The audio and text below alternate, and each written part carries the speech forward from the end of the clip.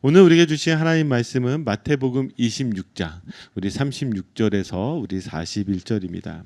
오늘 우리에게 주신 하나님 말씀은 마태복음 26장 우리 36절에서 41절입니다. 우리 다 함께 찾으셔서요, 같이 우리 한 목소리로 하나님의 말씀 봉독해 올리겠습니다. 자, 우리 36절부터 함께 읽겠습니다. 예수께서 제자들과 함께 겟세마네라 하는 곳에 이르러 제자들에게 이르시되 내가 저기 가서 기도할 동안에 너희는 여기 앉아 있으라 하시고 베드로와 세베대의 두 아들을 데리고 가실새 고민하고 슬퍼하사 이에 말씀하시되 내 마음이 매우 고민하여 죽게 되었으니 너희는 여기 머물러 나와 함께 깨어 있으라 하시고 조금 나아가사 얼굴을 땅에 대시고 엎드려 기도하여 이르시되 내 아버지여 만일 할만하시거든 이 잔을 내게서 지나가게 하옵소서. 그러나 나의 원대로 마시옵고 아버지의 원대로 하옵소서 하시고 제자들에게 오사 그 자는 것을 보시고 베드로에게 말씀하시되 너희가 나와 함께 1시간도 이렇게 깨어 있을 수 없더냐. 시험에 들지 않게 깨어 기도하라. 마음에는 원이로되 육신이 약하도다 하시고. 아멘. 오늘 말씀을 보면 기도하지 않고 우리 자고 있는 제자들에게 예수님께서 이렇게 말씀하십니다. 마음은 원이로되 육신이 약하도다. 제가 매주 이렇게 설교를 할 때면 잠을 이기지 못하고 조시는 분들이 계세요. 저는 이런 분들을 보면 참 감사하다라는 생각을 합니다.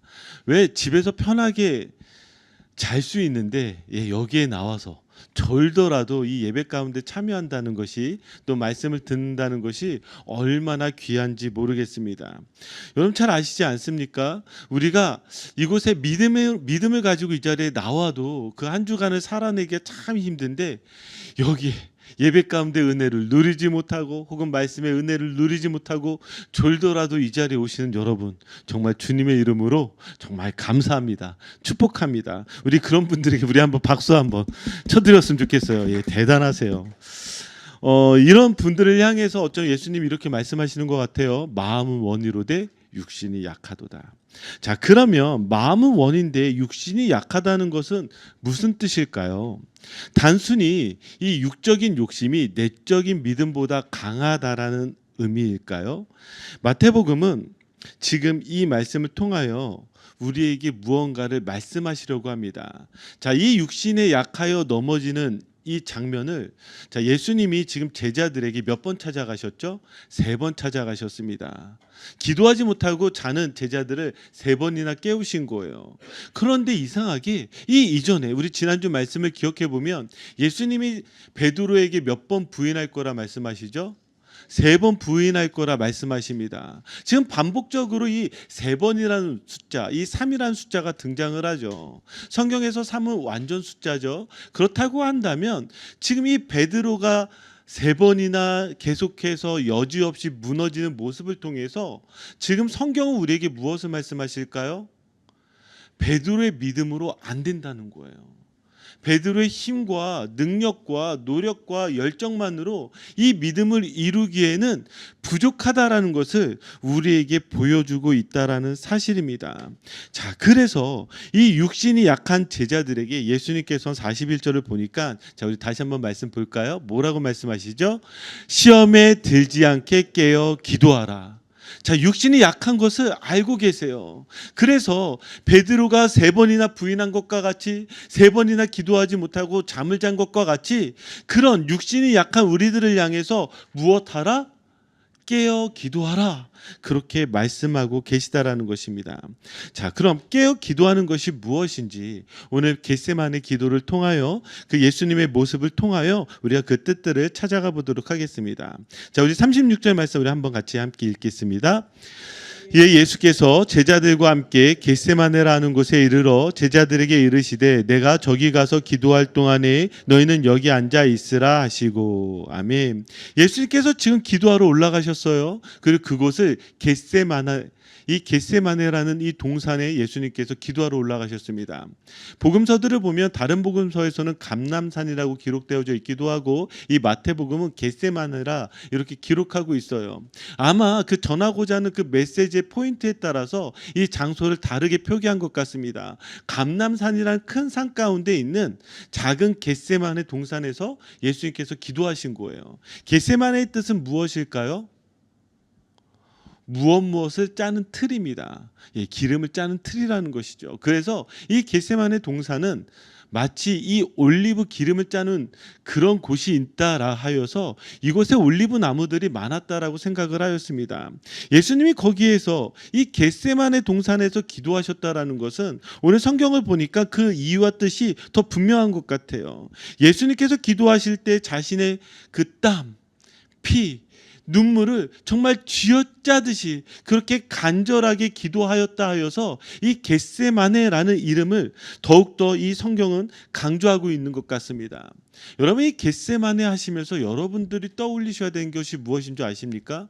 예수님의 사역에 있어서 이 겟세마네 동산에서 하신 기도는요, 매우 중요한 바로 기도였습니다. 성경은 이와 같이 이 겟세마네와 같은 그 장소들을 우리에게 계속해서 보여주고 있어요. 자, 한번 생각해 볼까요? 아브라함에게는 모리아산입니다. 그곳에서 아브라함은 이삭을 드리면서 하나님을 깊게 경험하였습니다. 야곱에게는 베델입니다. 도망가던 그가 돌베개를 자던 그곳에서 하나님을 깊게 만나게 되었습니다. 자, 모세에게는 시내산입니다. 왕자로 살다가 도망자로, 범죄자로 살아가야 됐던 그가 하나님을 깊게 만난 곳이 바로 이 시내산입니다. 그뿐만이 아니죠. 자, 예수님 이후에 지금 120명의 이 제자들이 예수님이 승천하신 이후에 강력하게 성령님을 만났던 곳이 다락방입니다. 여러분 기억해 보세요. 성경은 끊임없이 모리아산을, 베델을, 시내산을, 다락방을, 그리고 오늘 말씀에선 겟세마네를, 바로 이 하나님을 깊게 만나서 나의 뜻이 아닌 하나님의 뜻이 이루어지는 그곳, 그 장소를 우리에게 말씀하고 있다라는 것입니다. 여러분들은 여러분들의 인생에 이 겟세마네를 경험하셨습니까? 만약에 경험하지 못하셨다면 저는 오늘 이곳이, 이 장소가 여러분들이 정말 이 겟세마네가 되어지는 그 은혜가 있기를 주님의 이름으로 축복합니다. 아멘. 자, 예수님은 겟세마네에 기도하러 가시면서 특별히 세 제자를 데려가십니다. 한번 볼까요? 37절, 38절입니다. 우리 같이 읽겠습니다. 베드로와 세베대의 두 아들을 데리고 가실새 고민하고 슬퍼하사 이에 말씀하시되 내 마음이 매우 고민하여 죽게 되었으니 너희는 여기 머물러 나와 함께 깨어 있으라 하시고. 아멘.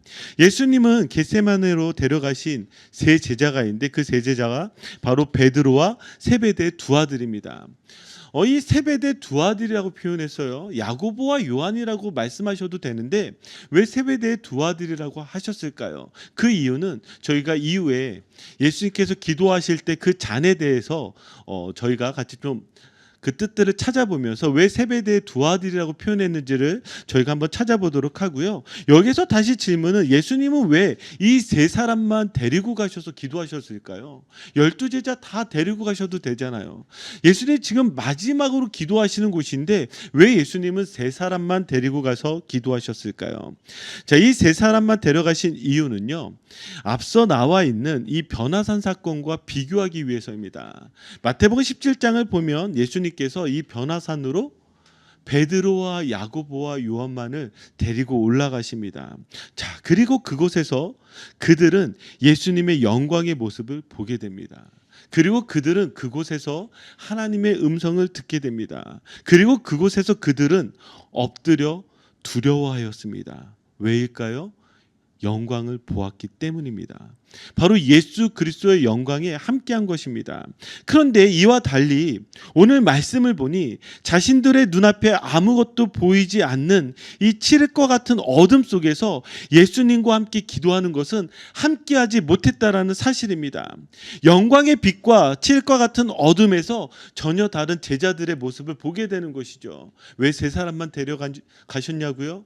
지금 예수님은 영광의 모습 가운데서는 함께하려고 했던 그 제자들의 모습과 그 어둠의 모습 가운데서는 함께하지 못하던 그 제자들의 모습을 대조적으로 우리에게 보여주고 있다라는 사실이죠. 마치 우리의 신앙이 영광의 순간에는 함께하길 원하지만 고난의 순간에는 함께하길 원하지 않아요. 하나님이 주시는 그 복을 누리기는 원하지만 하나님이 우리에게 허락하시는 그 고난을 받기를 원하지 않는다라는 사실이죠. 자, 이러한 제자들에게 예수님 매우 간곡하게 뭐라고 말씀하시죠? 여기 머물러 나와 함께 있으라. 여기 머물러 나와 함께 있으라. 예수님이 정말 간곡한 심정으로 이야기하셨을 거예요. 그냥 단순하게 이 세 사람만 데리고 가서 나와 함께 있어줘 이렇게 표현하신 것이 아니라 정말 예수님의 그 간곡한 심정으로 나와 함께 깨어 있으라라고 그렇게 말씀하셨을 것입니다. 여기 우리가 주목해야 되는 단어가 함께인데요. 한번 36절, 38절, 40절을 보시면 예수님은 계속해서 반복적으로 함께 해달라고 간곡하게 이야기를 하고 계십니다. 자, 왜 이렇게 함께 해달라고 말씀하셨을까요? 그것은 38절에 잘 나와 있죠. 나와 함께 깨어 있으라. 그래서 예수님은 함께 겟세마네에 가신 것이고, 그리고 그래서 예수님은 제자들과 함께 기도하기를 원하셨다라는 것입니다. 이 함께라는 이 단어를 통해서 우리는 매우 중요한 영적 진리를 하나를 보게 되는데요. 그것이 무엇이냐면 예수님이 함께 기도하기 원하셨다라면 기도란 무엇이냐? 바로 함께하는 것입니다. 기도는요, 무언가를 이루려는 것이 아니라 가장 먼저 여러분들이 함께한다라는 것을 기억하셔야 됩니다. 예수님의 기도의 가장 큰 핵심이 무엇인 줄 아십니까? 하나님을 아버지로 부르신 거예요. 아버지로 부르셨다라는 것은 이전의 기도와 다르게 이제 어떤 전환이 일어나냐면 관계의 전환이 일어나는 거예요. 하나님 나의 아버지가 되어주시는 거예요. 하나님 나의 아버지가 되어주시면 하나님은 나를 향한 마음이 어떠하실까요?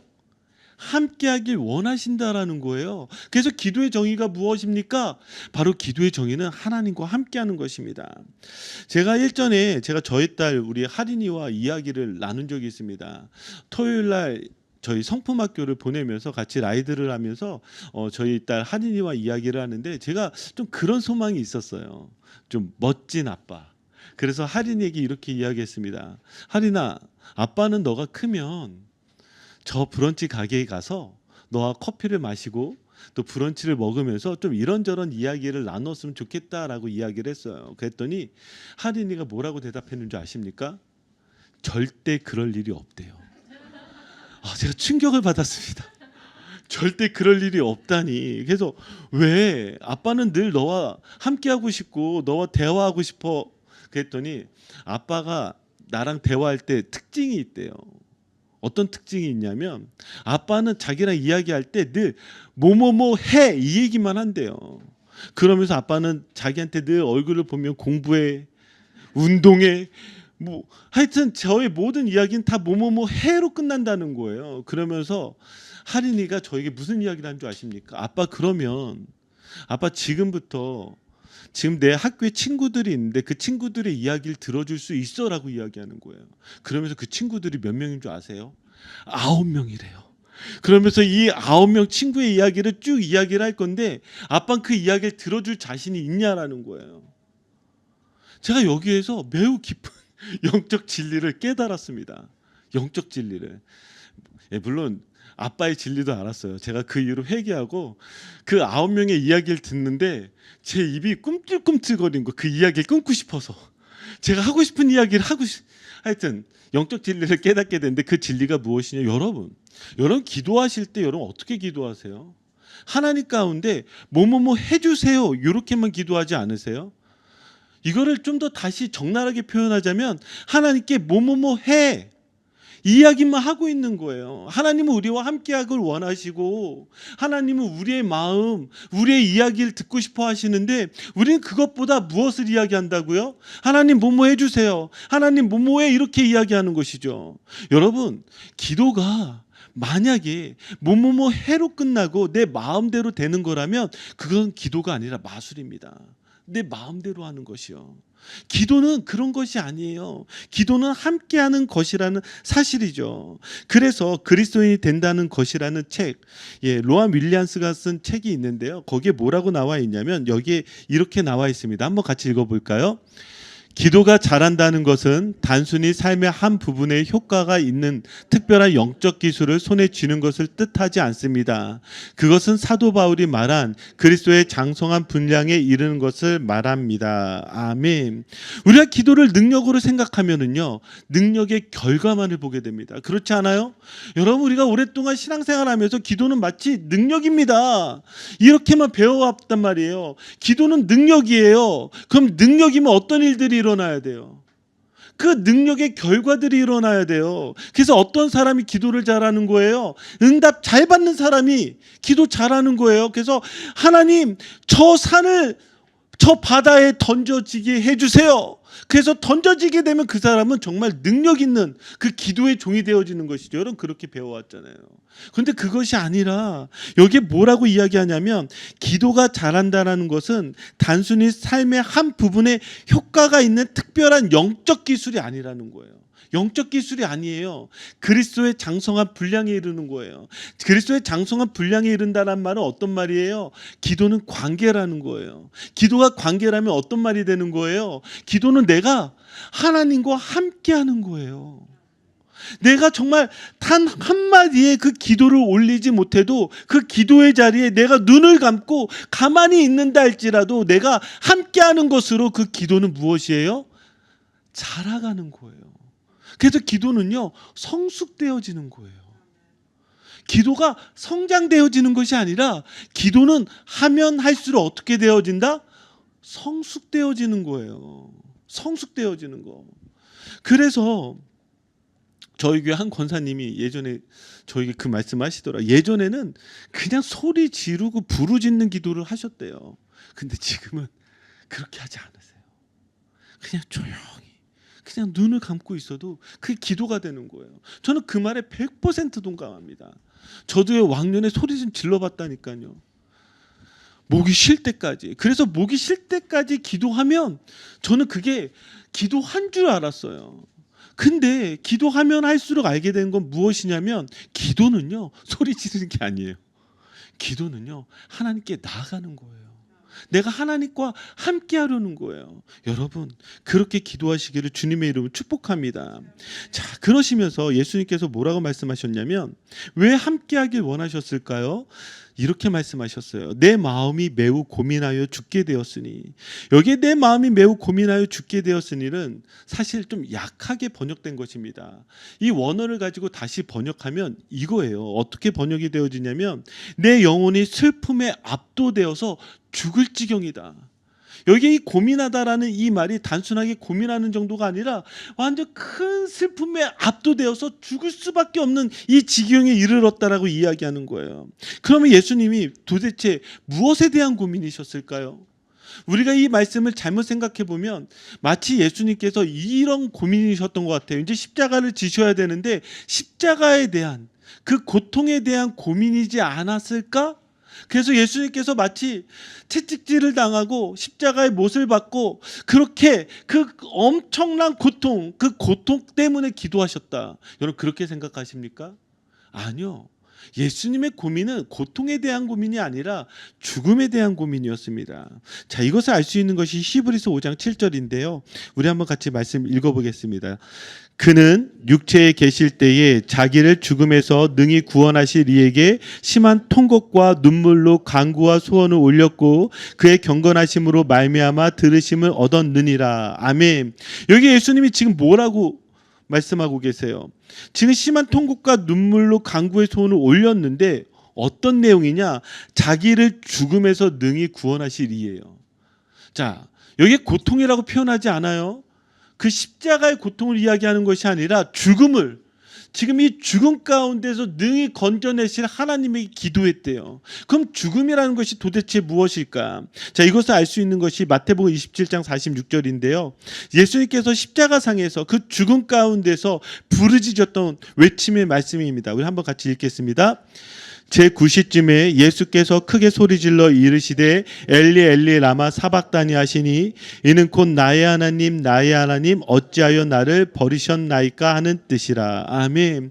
예수께서 죽은 가운데서 어떻게 부르짖으셨다고요? 엘리 엘리 라마 사박다니, 나의 하나님 어찌하여 나를 버리셨나이까. 자, 죽음이란 무엇이냐? 예수님께서 두려워하셨던 것이 무엇이냐? 그건 바로 하나님 가운데 버림당하신다라는 거예요. 하나님 가운데 버림당한다는 것을 한 단어로 표현하자면 단절입니다. 하나님과의 관계가 끊어져 버리는 거예요. 단절되는 거예요. 예수님은 그것을 가장 크게 두려워하고 무서워하셨다라는 거예요. 여러분, 이게 어떤 의미인지 잘 모르시죠? 이걸 지금 저희가 알 수 있는 큰 사건이 하나가 생겼습니다. 지금 이스라엘과 우리 팔레스타인의 그 전쟁이 일어났죠. 여러분, 그 전쟁을 보면서 무엇이 느껴지시나요? 특별히 하마스가 그 이스라엘 한 부모의 딸을 납치해 갔을 때에 그 부모의 심정이 어떠했을까요? 생사 여부를 알지 못하고 어쩌면 영원히 볼 수도 없다라는 그 생각 가운데 잠겨있는 그 부모의 심정, 이게 바로 단절이에요. 아니요, 이스라엘 폭격에 의해서 그 가자지구 가운데에 자신의 부모가 죽은 그 시신을 보면서 그 자녀가 울고 있을 때에 그 자녀의 마음은 어떠했을까요? 이게 바로 단절이라는 거예요. 우리가 하나님과의 관계의 그 단절을 두려워하지 않는 이유는 무엇이냐면 하나님의 사랑을 느끼지 못하기 때문이에요. 하나님이 내 아버지라는 사실을 잘 모르기 때문이에요. 내가 하나님을 사랑하면 사랑할수록, 내 믿음이 깊어지면 깊어질수록 그런 그리스도인들에게 가장 큰 두려움은 무엇인 줄 아십니까?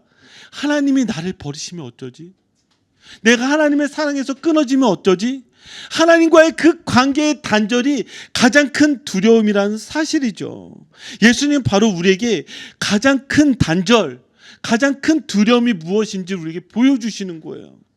얘야, 너에게 있어서 가장 큰 무서움은 세상에서 일어나고 있는 그 일들이 아니야. 너의 비즈니스의 문제, 너의 직장의 문제, 어쩌면 너의 삶의 여러 가지 그 아픔의 문제들이 아니라 너에게 있어서 가장 중요한 문제는 뭔 줄 아니? 너가 하나님으로부터 멀어졌다라는 거야. 여러분, 그 음성을 여러분들이 들으시길 바랍니다. 그러니 예수님은 이렇게 기도하시게 되신 거예요. 자, 우리 39절입니다. 같이 읽겠습니다. 조금 나아가사 얼굴을 땅에 대시고 엎드려 기도하여 이르시되 내 아버지여 만일 할만하시거든 이 잔을 내게서 지나가게 하옵소서. 그러나 아이 원대로 마시옵고 아버지의 원대로 하옵소서 하시고, 예수님은 지금 그 죽음에 대한 아픔을 가지고 지금 하나님을 향하여 이렇게 기도를 합니다. 여기에 얼굴을 땅에 대시고 라는 이 부분은요, 지금 바리새인들이 하는 기도와 전혀 대조적으로 나타나요. 바리새인들은 어떻게 기도를 했죠? 고개를 들고 두 손을 들고 하나님을 향해서 기도하였습니다. 그러나 예수님의 기도는 어떠하였죠? 얼굴을 땅에 대고 하나님, 나를 살려주세요, 그런 기도를 하셨다라는 거예요. 여기에 특별히 이 잔을 우리가 한번 볼 필요가 있는데, 이 잔은요, 우리가 앞서 보았던 성만찬의 잔과 비교가 되어집니다. 성만찬에서 예수님께서 나누어 주었던 잔은 어떤 잔입니까? 예수 그리스도의 피로 구원을 받는 용서의 잔입니다. 그러나 지금 예수님이 말씀하시는 이 잔은 어떤 잔이죠? 우리들의 죄로 형벌을 받을 수밖에 없는 그 저주의 잔이요, 심판의 잔이라는 거예요. 예수님은 우리에게 용서의 잔을 주시기 위해서 바로 이 진노의 잔, 심판의 잔을 받으셨다는 사실입니다. 자, 그런데 앞서 제가 이 야고보와 요한이라고 하지 않고 세베대의 두 아들이라고 나온 이유가 있다라고 하지 않았습니까? 그 이유가 무엇이냐면, 자, 우리 마태복음 20장 22절을 보면, 자, 지금 이 세베대의 두 아들이 예수님께 잔을 구했어요. 야고보와 요한이라 표현되지 않고요, 이 세베대 두 아들이 바로 잔을 구했어요. 그때 예수님이 이렇게 말씀하십니다. 우리 같이 읽겠습니다. 예수께서 대답하여 이르시되 너희는 너희가 구하는 것을 알지 못하는도다. 내가 마시려는 잔을 너희가 마실 수 있느냐? 그들이 말하되 할 수 있나이다. 이 세베대의 두 아들 야고보와 요한이 구했던 건 무엇이었을까요? 하나님 나라에서 예수님의 좌편에, 예수님의 우편에 앉는 것이었어요. 그러니까 예수님이 너희들이 지금 내가 마시려는 잔이 무엇인 줄 아느냐? 마실 수 있느냐? 그러니 이 두 아들이 뭐라고 얘기해요? 네, 마실 수 있다고 얘기해요. 왜 마실 수 있다고 이야기했을까요? 이들은 이 잔이 영광의 잔이라고 생각했어요. 마치 변화산에서 예수님이 영광스러운 모습으로 변하셨을 때 그곳에서 예수님과 함께하길 원했던 그들과 같이, 그때 그 모습과 같이 이들은 그렇게 대답하고 있다는 사실이죠. 여기에 나의 원대로 하지 마시옵고 아버지의 원대로 해달라는 그 예수님의 강구 안에는 어떤 말이 있는 거예요? 나의 원은요, 나의 뜻은 무엇이에요? 늘 영광의 자리예요. 하나님 저 잘되게 해주세요. 하나님 저 복되게 해주세요. 하나님 정말 제 삶에 돈 많이 주세요. 뭐 이런 것들 말이에요. 이런 것들에는 우리는 늘 가장 열심입니다. 그러나 무엇이에요? 하나님의 뜻이 이루어지는 그 고난의 현장 가운데 우리는 함께하길 원하지 않는다라는 것이죠.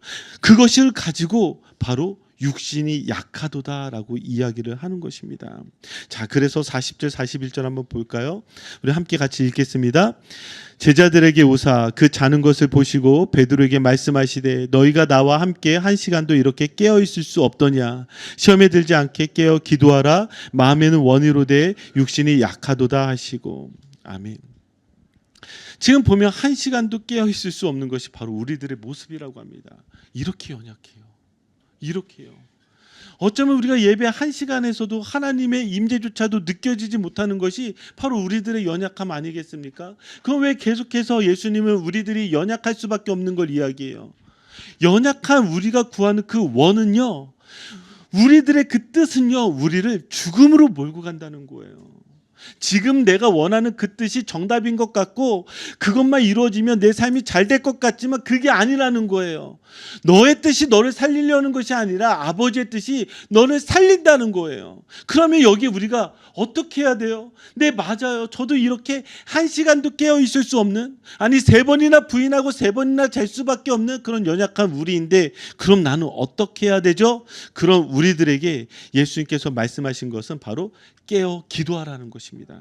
자, 그럼 깨어 기도하는 것을 어떻게 우리가 다시 해석할 수 있을까? 누가복음 22장 우리 39절 40절을 통해서 우리가 두 가지를 생각해 볼 수가 있는데요. 자, 우리 한번 같이 읽어보도록 하겠습니다. 읽겠습니다. 예수께서 나가사 습관을 따라 감람산에 가심에 제자들도 따라갔더니 그곳에 이르러 그들에게 이르시되 유혹에 빠지지 않게 기도하라 하시고. 아멘. 여기 기도에 대해서 우리가 두 가지를 보게 되는데, 첫 번째 무엇이냐면 예수님께서 겟세마네 기도를 하실 때 내가 지금 이번 한 번만 하나님을 만나는 기도를 해야지, 이런 결심으로 가신 게 아니라 뭐라고 표현하고 있어요?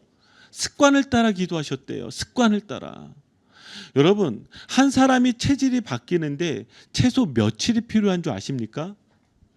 90일이라고 합니다. 어떤 것이 습관이 되기까지는요 90일이 되는 거예요. 90일. 그러니까 만약에 내가 운동을 한다, 그래서 이 운동이 나한테 체질화가 되려면 최소 90일을 내가 꾸준히 운동을 했을 때 내 체질이 바뀌고 내 몸이 바뀌게 되는 거예요. 여러분, 그게 느껴지세요? 제가 이 설교 한번 해보려고, 이 얘기 해보려고 제가 3개월 운동을 했거든요. 3개월 운동을 하고 지난 한 주 동안 운동 안 하니까 그냥 퍼지더라고요. 끝나더라고요. 이렇게 체질 바뀌는 게 쉽지가 않아요. 근데 생각해 보세요. 기도에 대해서 우리가 자꾸 실패하는 이유가 무엇이냐면, 기도 한 번 하고 내가 기도했다고 얘기해요. 뭐 기도 한 10번 하고 내가 기도했다고 얘기해요. 그리고 그게 내가 하나님 가운데 그렇게 기도 열심히 했는데 그게 기도 열심히 한 겁니까?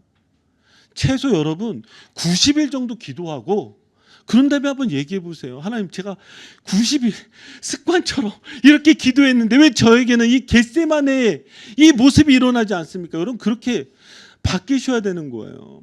옛날에 제가 제자훈련에 대해서 큰 회의감이 있었을 때 그 얘기를 하더라고요. 왜 제자훈련을 이렇게 오랫동안 합니까? 그냥 좀 빨리빨리, 성격이 급하니까 빨리빨리 끝내면 좋지. 왜 오래 할까요? 제자훈련 오래 하는 이유는 하나밖에 없어요. 습관의 변화예요. 체질의 변화예요. 뭐 대단한 거 배워서가 아니라 정말 아주 작은 것이라 할지라도 90일 이상을 한다면 그게 내 습관이 되는 거예요. 그러면 여러분, 기도에 있어서 우리의 가장 큰 문제는 무엇이에요? 기도가 여러분들의 습관이 아니라는 거예요. 그러면 여러분, 금요 기도에 나와야 되겠어요? 나오지 말아야 되겠어요? 나와야 되겠죠. 금요 기도에 왜 안 나와요? 습관이 안 되니까 안 나와요. 우리 목사님은 왜 금요 기도에 만드셔서 일주일에 한 번 나오는 것도 힘들어 죽겠는데 왜 힘든 줄 아세요? 그게 습관돼서 그래요. 일주일에 2번 나오는 거 습관되면 괜찮아요. 할만해요. 하여튼 90일만 나와보세요. 여러분들의 인생에 어떤 변화가 일어날지. 죄송합니다. 이런 얘기 하지 말아야 되는데 기도에 있어서 중요한 건 여러분 습관이 돼야 돼요. 그래서 여러분 기도를 끊임없이 습관을 만드시기를 주님의 이름으로 축복합니다. 자, 두 번째 무엇이냐면, 자 40절을 보니까 유혹에 빠지지 않게 기도하라는 거예요. 유혹에 빠지지 않게. 왜 유혹에 빠지지 않게 기도하라고 하셨을까요? 우리는 연약하여서 누구나 다 넘어질 수밖에 없다라는 사실이에요. 여러분 맞습니다. 넘어질 수밖에 없어요. 여러분 만약에 오늘 예배 끝나시고 주차장을 걸어가시다가 여러분들 발에 100불이 떨어져 있는 걸 보시고 주우신다면 여러분 이 100불을 가지고 어떻게 하시겠습니까? 여러분들의 주머니에 들어가시겠습니까? 아니면 저에게 달려와 목사님 100불 주었어요 하면 저에게 주시겠습니까? 아니면 헌금으로 내시겠습니까? 아니면 사람들에게 찾아주겠습니까? 우리는 여러 가지 그 상황들 가운데서 우리의 양심을 늘 믿지만 우리의 양심은 그렇게 정직한 편이 아닙니다. 때로는 우리가 정말 뜻이 강하고 의지가 강한 사람은 그렇게 살아갈 수 있을 거예요. 하지만 그것 또한도 어느 순간에는 무너지기 마련입니다. 성경 끊임없이 우리에게 얘기해요. 너를 믿지 말라고. 너 자신을 믿지 말라고. 그렇기 때문에 우리에게 무엇이 필요한 것입니까? 기도가 필요한 것입니다. 그래서 에베소서 6장 18절을 제가 읽어드릴게요. 모든 기도와 간구를 하되. 어떻게 기도하라고요? 항상 성령 안에서 기도하고. 왜 성령 안에서 기도하라고 이야기할까요? 우리가 약하기 때문입니다. 성령님께서 도와주셔야 돼요. 그래서 어떻게 기도하라고요? 이를 위하여 깨어 구하기를 항상 힘쓰며. 여러분들은 무너질 수밖에 없는 그런 연약한 사람들입니다. 그렇기 때문에 예수님께서 기도하라고 말씀하세요. 자, 오늘 말씀을 마무리 짓겠습니다. 마음은 원이로되 육신이 약하도다라고 예수님께서 말씀하시는 것은 우리의 약함을 알고 계십니다. 우리의 힘과 능력만으로 되지 않는다는 것을 알고 계십니다.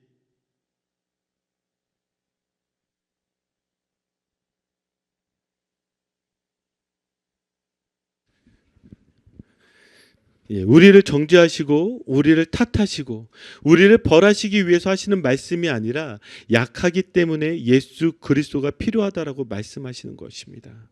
사랑하는 성도 여러분, 예수님은 아세요. 여러분들이 약하다는 거 아세요. 그래서 기도하라 말씀하십니다.